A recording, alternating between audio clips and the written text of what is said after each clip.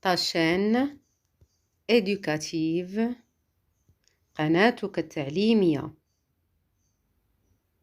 cours et soutien mathématiques.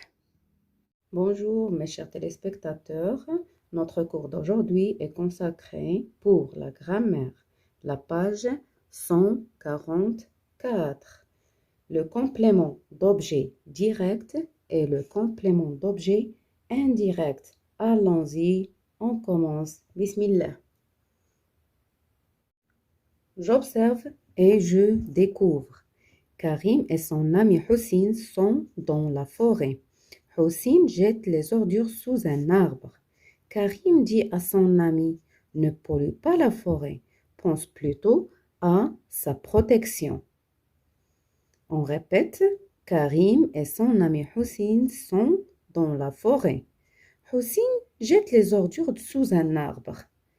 Karim dit à son ami, ne pollue pas la forêt, pense plutôt à sa protection. Donc, ici, Karim وصديقه حسين هم في الغابة. Houssine, elle a jeté les ordures. Donc, ce sont là les ordures. رمى الأزبال sous un arbre تحت شجرة. Donc, Karim dit à son ami, ne pollue pas la forêt. Donc, لا تلوث الغابة. Pense plutôt à sa protection ولكن فكر في حمايتها. Répondons à ces deux questions. Que jette Houssine sous un arbre? Donc, Houssine, qu'est-ce qu'il a jeté sous l'arbre? Donc, Houssine jette les ordures sous un arbre. Donc, Houssine jette les ordures. Donc, elle a jeté les ordures. Que dit Karim à Houssine? Karim dit à son ami Houssine, ne pollue pas la forêt. Donc, elle a dit, la première phrase, c'est ne pollue pas la forêt. La deuxième réponse, c'est pense plutôt à sa protection. Donc, Karim, elle a dit deux phrases. Ne pollue pas la forêt, pense plutôt à sa protection. Je manipule et je comprends. La question 1. Où se placent les groupes de mots en rouge et en bleu par rapport au verbe avant ou après? Donc, regardez les groupes de mots en rouge et ce sont là les groupes de mots en bleu. Donc, est-ce qu'ils sont liés directement? Ils sont où par rapport au verbe? Ils sont avant, قبل ou après, بعد. Donc, on remarque que les groupes de mots, que ce soit les groupes de mots en rouge ou que ce soit les groupes de mots en bleu, ils sont placés après le verbe. Donc, هما يعني وراء الفعل. يعني بعد الفعل وليس قبل الفعل. Donc, c'est ça le verbe.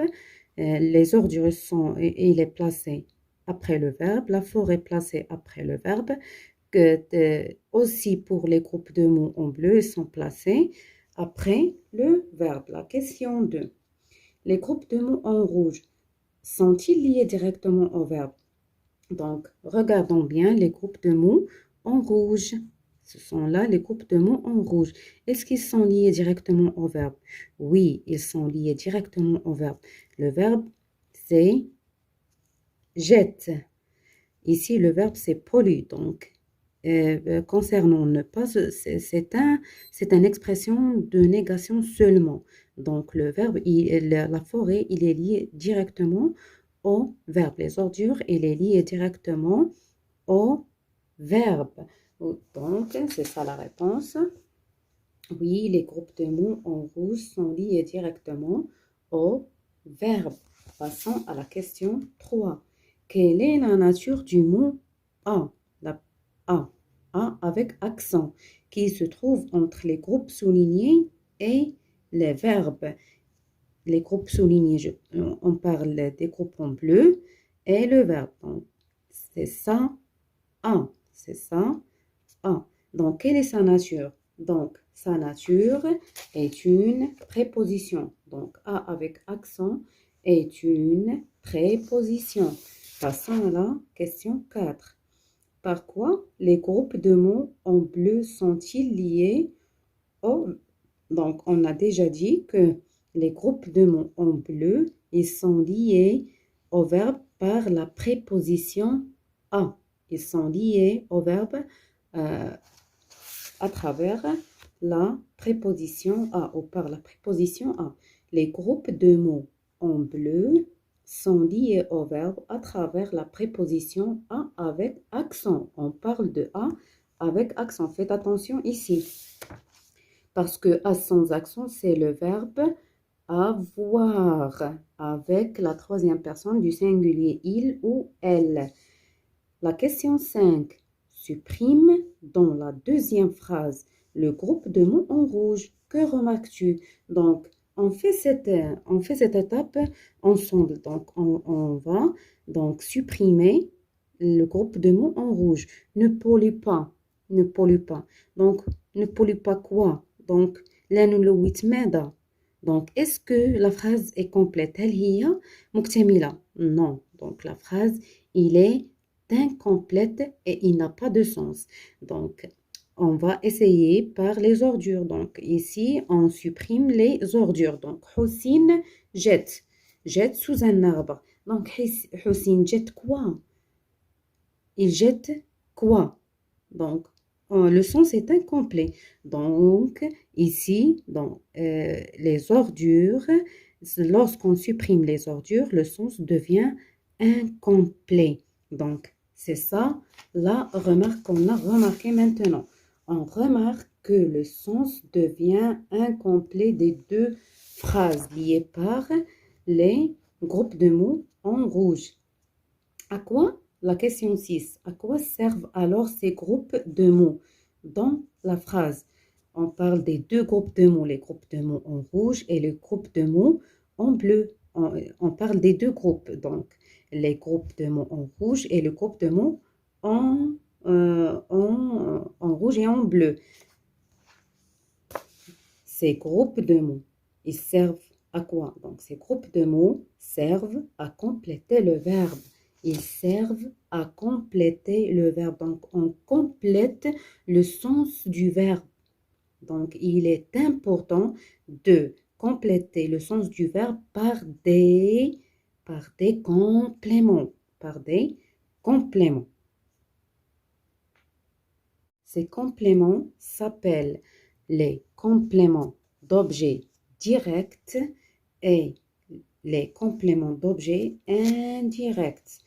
Donc, ici, lorsqu'on parle des compléments d'objets directs, on parle des groupes en rouge. On parle des groupes en rouge. Pourquoi ils s'appellent compléments d'objets directs?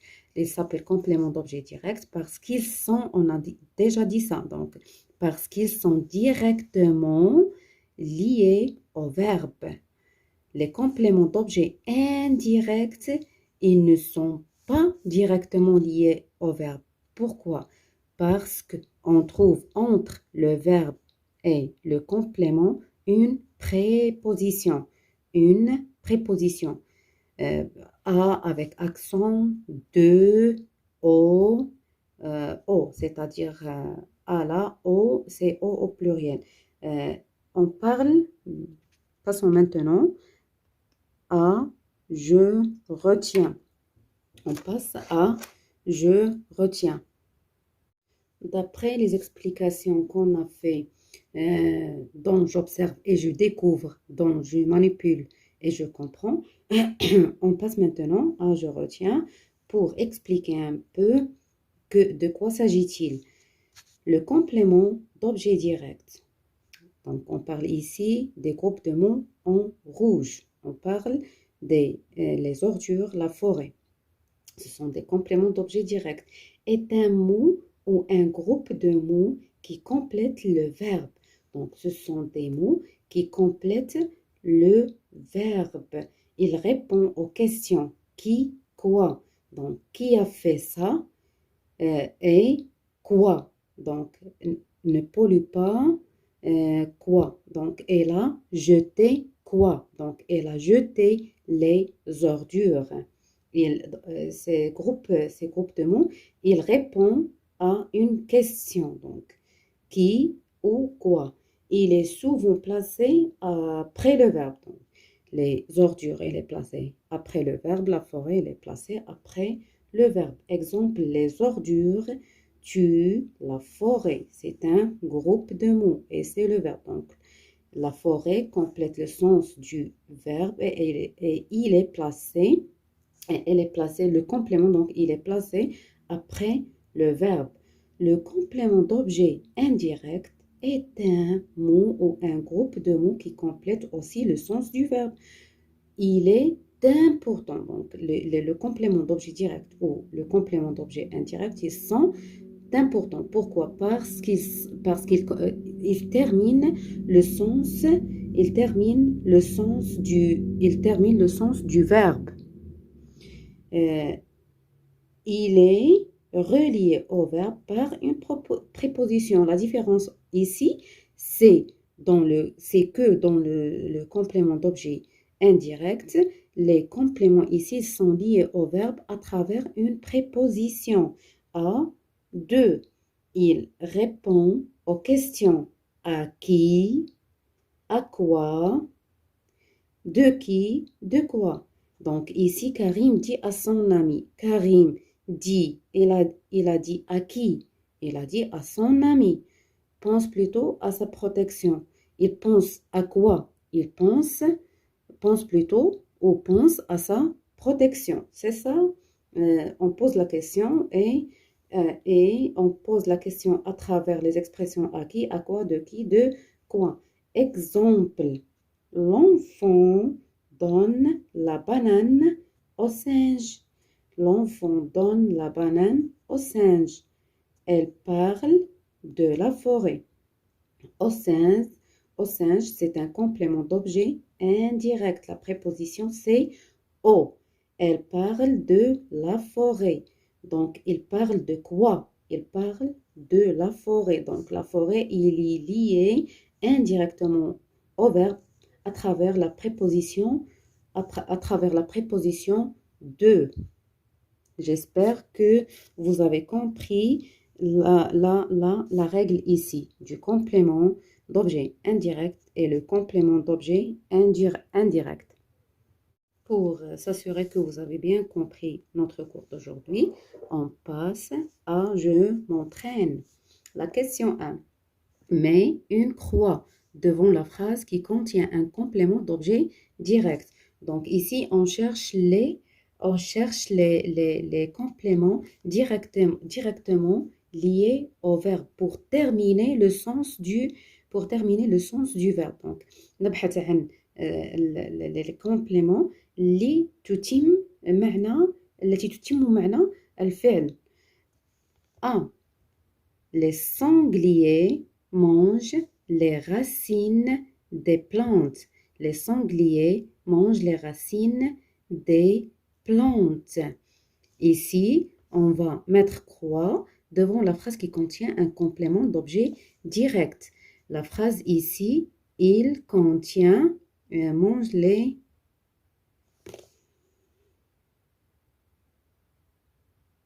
Pour bien s'assurer que vous avez bien compris le cours, on passe à je m'entraîne.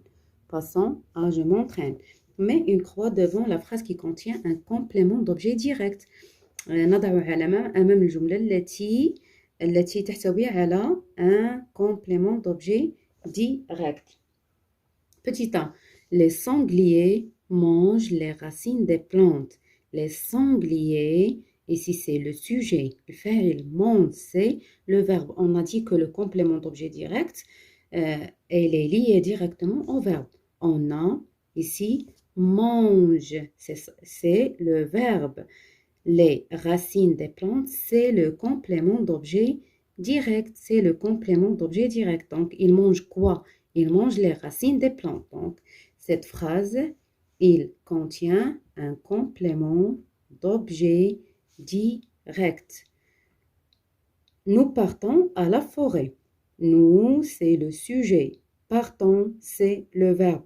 Mais ici, le complément, il est lié indirectement au verbe par La préposition à, il est lié indirectement. Pourquoi?